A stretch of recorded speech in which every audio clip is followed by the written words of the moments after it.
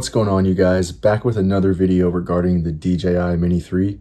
Today we're going to be talking about whether or not this drone is worth buying as we approach 2025. The Mini 3 Pro and the Mini 4 Pro are pretty well established in the market, so that brings up the question, should you go for this model or maybe consider one of the newer ones? And that's what we'll set out to answer in this video. We're going to start with the pros of this drone, then we'll go over the cons, then I want to bring up a couple special points about owning this drone, and then we'll go over some of my favorite shots I've gotten with this thing. And then lastly, we'll answer the important question, and that is, should you buy this drone? Is it still worth it? Make sure you stick around so that you make the right choice with the next drone that you buy. Let's get started with talking about the pros of this drone. The first one I wanted to bring up is a pretty simple one, but you can see right here that this drone is under 250 grams, which is the threshold for having to register this drone with the FAA. So that is not going to be necessary with this drone, which is a simple pro, but I think there's going to be beneficial implications for that in the future as we move forward with this potential DJI ban in the United States. I think that having a drone under that weight threshold is going to be making it easier for you as a pilot to operate this drone and use it for whatever you're using it for. So that's the first one I want to bring up. All right, our second pro is going to be the resolution capabilities of this drone's camera. You can shoot up to 4K at 30 frames per second with the DJI Mini 3. And for the vast majority of applications, that's going to be satisfactory, if not better than that. It's going to be more than enough. The footage from this camera is super crisp, and I wouldn't recommend this drone for cinematic applications where you need to shoot in higher resolutions than that. So again, most of the stuff you're going to want to do with this drone, the footage capabilities are going to exceed your expectations. So I think the camera quality and the resolution output from this camera is definitely a pro for the DJI Mini 3. As for images with this drone, 48 megapixel camera, so image production is pretty sharp with this drone. Also, you have an image sensor that is 1 over 1.3 inches, which works out to be a little over 3/4 of an inch. So what that means is this thing, in my opinion, can produce some pretty impressive low light shots. That image sensor is going to let enough light in low light scenarios to produce some pretty good detail. So when you consider the resolution 4K at 30 FPS, the 48 megapixel camera, and the pretty good sized image sensor, I think those three things are going to serve as pros for this drone moving into the future. For our next pro, we're going to be talking about the DJI Mini 3's ability to rotate the gimbal to create a truly vertical shot in a 9:16 aspect ratio. And that's obviously great for TikTok, Instagram Reels, YouTube Shorts, straight from the camera. It's not a super hard thing to do in post to make your shot adapted to that screen size, but to be able to get it straight from the drone and to see on your display, whether that be your phone on the RC-N1 controller or the screen on the DJI RC controller, to be able to see what you're capturing in frame right on the display is super helpful, because sometimes if you go to edit to that aspect ratio in post, you realize you can't fit what you want into the cropped video screen. So super helpful to be able to do that right from this drone. And moving into the future, as I'm sure social media becomes more and more popular, that's definitely going to be a pro for this drone. Super helpful. And the Mini 3 Pro and Mini 4 Pro do the same thing. So this thing can hang with those drones all day moving into the future. For our next pro for the DJI Mini 3, we're going to be talking about the DJI quick shots that this thing has built into it. And these are really exactly what they say they are. They're a quick way to get fantastic shots. There are 4 available on the DJI Mini 3, and that is Droney, which kind of backs away and goes up from the subject. You have Rocket, which goes straight up from the subject. You have Circle or Orbit, which orbits the subject. And then you also have Helix, which is going to spiral and ascend away from the subject. And I'm going to include right after this an example of each one. There's one quick shot mode that I forgot to mention. There's a 5th one. It's super cool. I just don't use it a lot, so my apologies for missing that, but it's called Boomerang, and it's the 5th quick shot mode available on the DJI Mini 3, and hence the name. The drone's gonna move like a boomerang. It's gonna go in this oval shape where it goes away fast and up, and then it comes back fast and down and creates this oval shaped boomerang effect. It's pretty cool. And like I said, right after this, I'll show you an example of all 5 quick shot features. Definitely a pro for the Mini 3.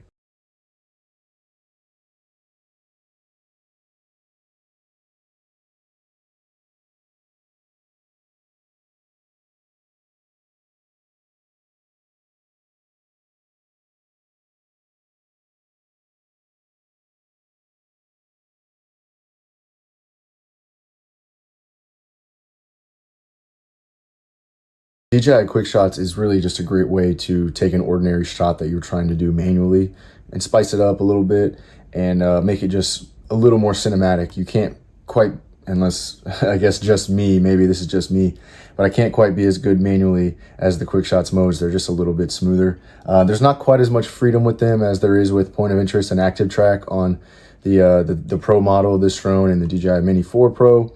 So it's not the best in its class. You know, you might be able to, or you might find yourself missing a little more freedom with the shots. But the Quick Shots is absolutely a pro when you're considering, if you're a beginner and you're just getting into piloting drones and trying to get some cool shots. You'll really impress yourself, and this drone will really impress you with what you can get out of the Quick Shots modes. I'll talk a little more about this later, but I actually use this drone for work, and I use Quick Shots a lot to get professional shots of some of the projects that we do, and super useful even in a professional setting. All right, and now for our last pro. This is going to be kind of a couple lumped together, but this will just be called general ease of use and battery life. Both of these aspects this thing really excels in. It's very easy to fly. If you're a beginner, or maybe even if you're not, you'll be satisfied with the way this thing flies. If you're a beginner, you'll be impressed with how stable it is and how forgiving it is with the controls. And even like I said, even if you have more experience, you'll be very happy with the way this thing performs in the air. It's very portable. Grab this here. I have the Fly More combo, and the whole thing, 3 batteries, remote, drone with the gimbal protector, all fits in this little carry bag. Super easy to take places. It's lightweight, so it's really great to travel with. Anytime I'm going somewhere where I gotta, kind of consider the stuff I'm bringing, this is my go-to for sure. And then battery life. So I actually bought this drone from DJI Refurbish, where they, certified, refurbish their drones, and they'll sell them back to consumers. I was just trying to save a little bit of money. And like I said, I bought the Fly More combo, and this thing's in perfect shape, even though it's not factory brand new when I got it. And I struggle to get anything less than 30 minutes out of my batteries, usually closer to 32, 33. It takes some pretty bad conditions to bring that flight time below 30 minutes. And as someone that's trying to discharge my batteries fully, because I know that's good for them, I struggle to do so with this thing. So this thing will fly all day. It's definitely a pro for this thing moving forward. I mean, who doesn't want more battery life to go ahead and get the shots that they want? All right, now to talk about the cons, the downside of the DJI Mini 3. Starting with a pretty small one, but can definitely be annoying, is there's no internal storage on this drone. So if you forget the micro SD card that goes right here in the back of the drone and you need to get shots, you're pretty much out of luck until you can get that SD card set up. So again, not a huge one, but can definitely be annoying, and a lot of the newer drones have internal storage available. All right, now for our second con, and this is a really big one that I know a lot of people don't like, and that is the fact that the DJI Mini 3 does not have obstacle avoidance. You can see here, these 2 sort of horns on the front of the drone are empty now, just kind of used as air scoops, but that is where your front sensors would be on the Pro model for the Mini 3 or Mini 4, and you'd also have rear sensors on those models. And the fact that this one does not have any obstacle avoidance means, obviously, as the pilot, you have to be attentive at all times. And I know that's the rule always, no matter what, features your drone has, you have to be an attentive pilot. But the fact that you don't have any help from sensors is really a downside for this drone, because that increases the chance that something bad's going to happen, and this thing's going to end up stuck in a tree or broken, crash, land in the lake, whatever that's going to happen, could possibly happen with no obstacle avoidance.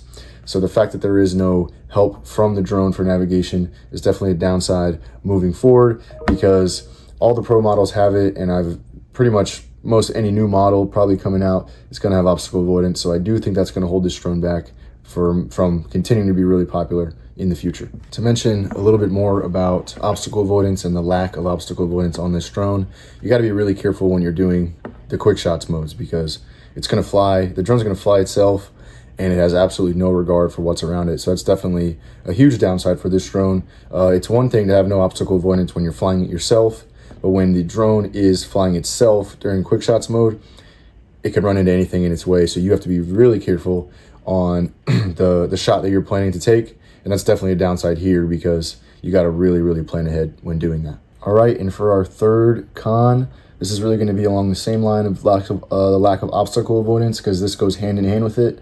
There's also no active track and no point of interest mode on this drone. Now you do have the circle, orbit, quick shot, but it's a little different than the point of interest mode that the other models have. But the big thing here is no active track.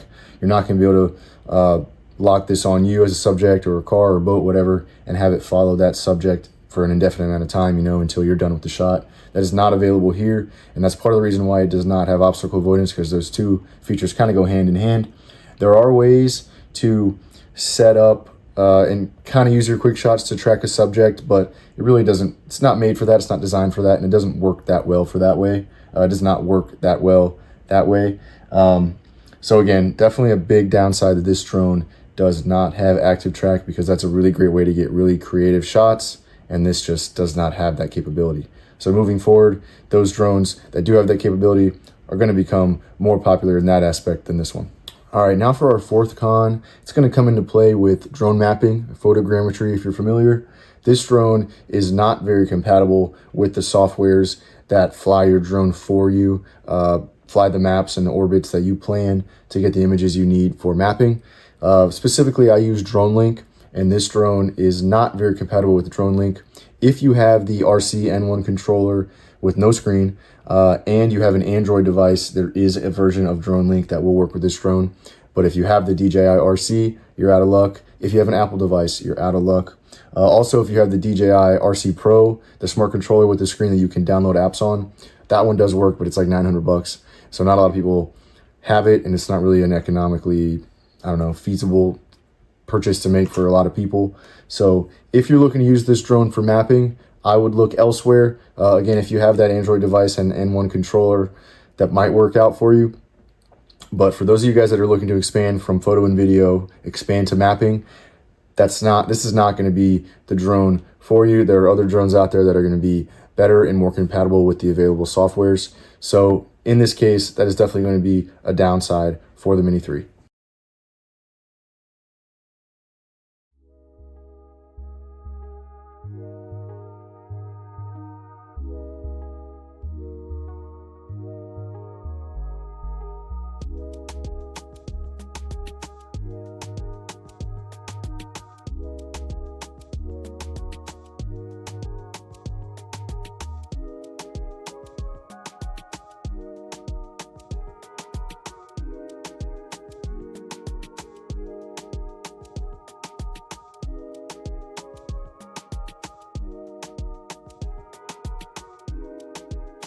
All right, y'all, now we've gone through the pros and the cons of the DJI Mini 3, and I just have a couple important closing remarks before we proceed to the final decision. The first one being price point for this drone. As it becomes more and more outdated, if you will, it's almost 2 years old now, the price point is going to continue to drop. I've heard this thing being sold at Costco for $299. I don't have any proof of that, but I've heard a lot of people saying that. And, that's really obviously a plus for a lot of pilots, especially beginners looking to get into piloting. This thing should be pretty easy to buy in the near future. So I think as time goes on, this thing will be easier and easier to obtain, which could be a big plus for people just barely looking to get into drone piloting. Another thing I wanted to say about this drone was the concept of using it professionally. I use this drone in a professional setting, nothing cinematic, but I work for an engineering company and I shoot a lot of solar project videos and rooftop mechanical equipment videos. I do a lot of before and afters so that we can show potential future clients the work that we do. And this thing does everything that I really want it to.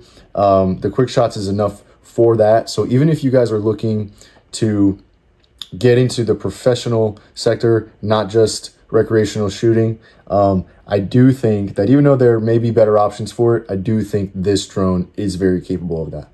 All right, now that we've talked about everything that we have, it is time to make the final call, and that is, as we approach 2025 and move into the future, is this drone still worth buying?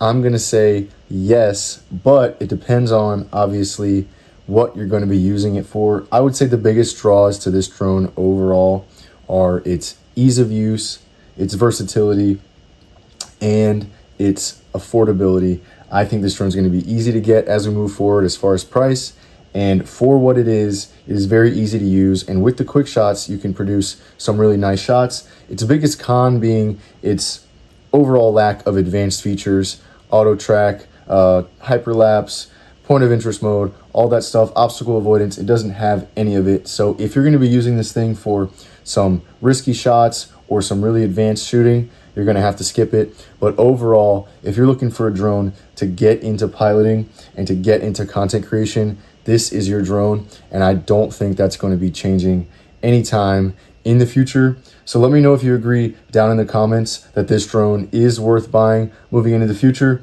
And again, subscribe for more. Thanks for watching, you guys.